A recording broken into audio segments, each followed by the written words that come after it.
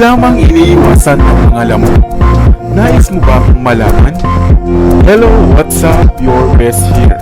Sa videong ito ay isa-isahin natin ang mga halaman na nakakatulong pala upang maitaboy natin at maiwasan ang pagdami ng lamok sa ating hardinman o sa ating tahanan.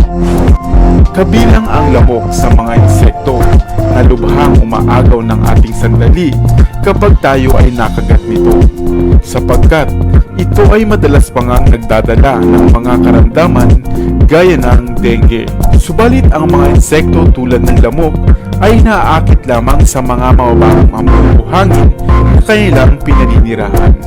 Ang ibig sabihin, mas malinis na hangin, mas makakaiwas tayo sa mga lamok. Subalit kung hindi mo talaga ito maiwasan, may mga natatanging halaman naman na nagtataglay ng mga halimuyak o scent na hindi kaaya-aya sa mga lamok at madalas kang magtaboy sa kanila. Kaya kung medyo marami na talagang lamok sa inyong likod bahay o maging sa inyong tahanan, maaari kang magtanim ng mga halaman ito upang makaiwas sa perbisyong hatid ng mga lamok.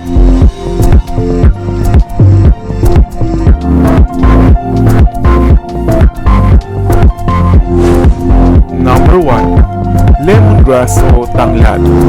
Isa ang tanglad o lemongrass sa pinaka-epektibong halaman na pantaboy ng lamok.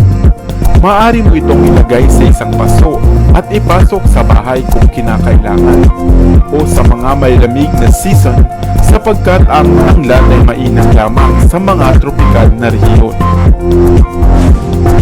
Number 2. Scented geraniums. Ang halamang ito na nagtataglay ng citrusing amoy o halimuyak ng mga dahon ay mabisa ring pantaboy ng mga lamok. At higit pa rito, ay mainam din itong pananim o houseplant dahil sa makukulay at magaganda nitong bulaklak. Number 3. Thyme. Ang pagtatanim ng thyme o lemon thyme ay naghahatid ng karagdagang ganda sa mga patio, hardin at mga balkonahe. Subalit maliban sa mga herbal nitong gamit, ang halaman ng thyme ay naghahatid din ng halimuyak na ayaw ng mga insekto gaya ng lamok. Number 4. Lavender. Ang pagsasabit ng iyong bulaklak ng halamang lavender sa bahay o sa inyong mga bintana ay nakakatulong na pantaboy sa mga moths, langaw at mga lamok. Subalit maaari rin naman itong fresh na itanim sa isang paso o sa hardin man. Number 5. Garlic o bawang. Hindi lamang pantaboy sa mga aswang at mga masamang elemento ang bawang, dahil mainam rin itong pantaboy ng mga lamok sa paligid. Kaya isa ring pagpipilian ang pagtatanim ng bawang sa loob man o labas ng inyong bahay.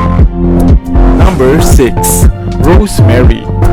Kung mayroon kang tanim na rosemary, subalit labis pa ring maraming lamok o langaw sa paligid, magsunog ka lamang ng dahon nito at tiyak, aalis na agad sila. Number 7. Basil. Kilala ang basil dito sa Asia hanggang sa Central Africa bilang isang malinamnam na culinary herb o pampalasa sa mga lutuin. Ngunit higit pa rito, ang halamang ito na basil ay labis na iniilagan ng mga pumunting insekto gaya ng mga lamok. Number 8. Peppermint. Ang halamang herbal na peppermint ay nagtataglay ng malakas na halimuyak ng mga dahon nito na maging ang mga langgam at mga daga ay iniiwasan nga ito, at maging ang mga lamok ay apektado nito. Mainam itong itanim sa isang paso at ipesto sa inyong kusina man o sa silid tanggapan. Number 9. Catnip. Ang catnip o catmints ay isang herbal plant na kahanay nga ng oregano. Maliban sa gamit nitong pangmedisina, ay mainam din ito na nagtataboy ng mga lamok. Subalit alam nyo ba kung bakit ito tinawag na catmint? Ito ay sapagkat 2 sa bawat 3 pusa ang pinaniniwalaang naaakit o nahuhumaling sa amoy ng halamang ito. Kaya madalas nga nila itong kinakagat o kinakain. Ngayon ay batid mo na ang mga halaman na mainam palang pangtaboy ng mga lamok. Kaya naman sa susunod na tag-ulan, ugaliing magtanim ng alinman sa mga halamang herbal plants na ating nabanggit upang makaiwas ka na sa mga insekto gaya ng lamok. Sana ay may bago kang natutunan sa videong ito. Iwan ka naman ng comment sa comment section sa ibaba. I-like at i-share mo na rin para naman sa kaalaman ng iba.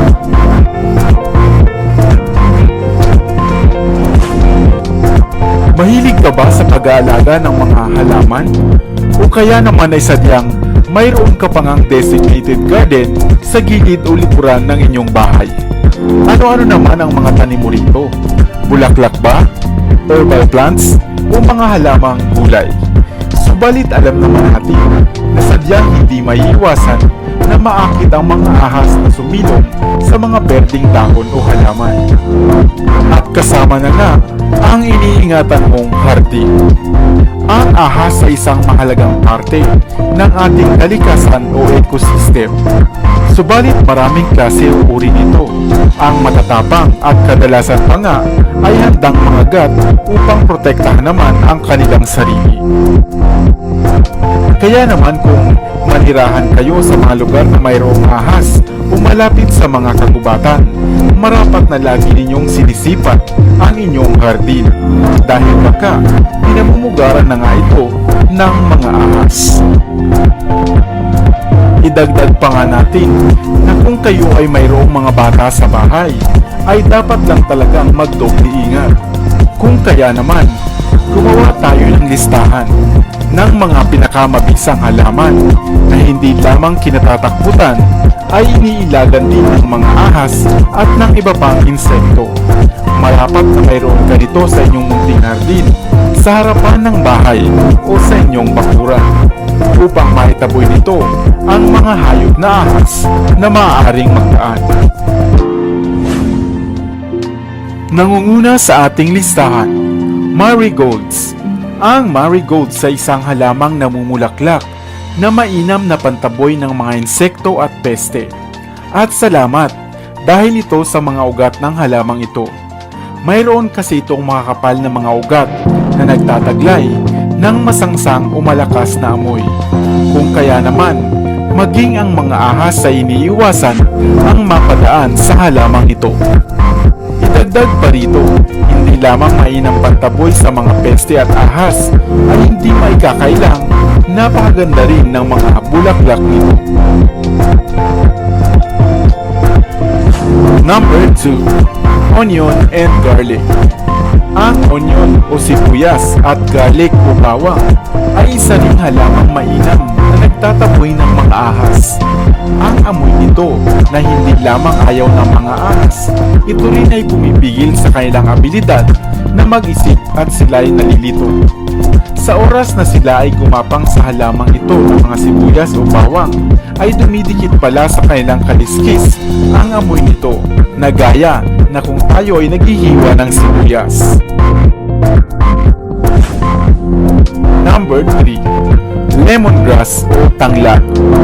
Ang tanglad rin na isang halaman na nagtataglay ng malakas na amoy o scent na gaya ng mga citrus fruits.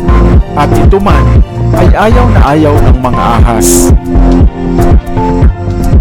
Ito nga ang isa sa pinaka-effective na snake-repelling plants na mainam itanim sa inyong bakuran, sa hardin man o sa harap ng inyong bahay. At higit sa lahat, ay takot nga ang mga peste dito, pati na ang mga lamok at ahas. Number 4. Snake plant. Ang snake plant o mother-in-law stump ay isa rin sa pinakamabisa at epektibong halaman na pantaboy sa ahas dahil sa mukhang matatalas nitong mga dahon at gayon din sa oxygen na inilalabas nito na mas mataas kesa sa normal rate.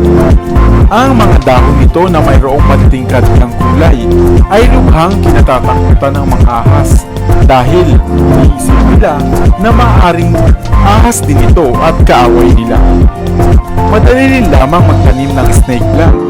Maganda itong gawing bakod o ilagay sa mga paso at diligan lamang kahit 3 beses sa isang linggo upang maging malusog ito.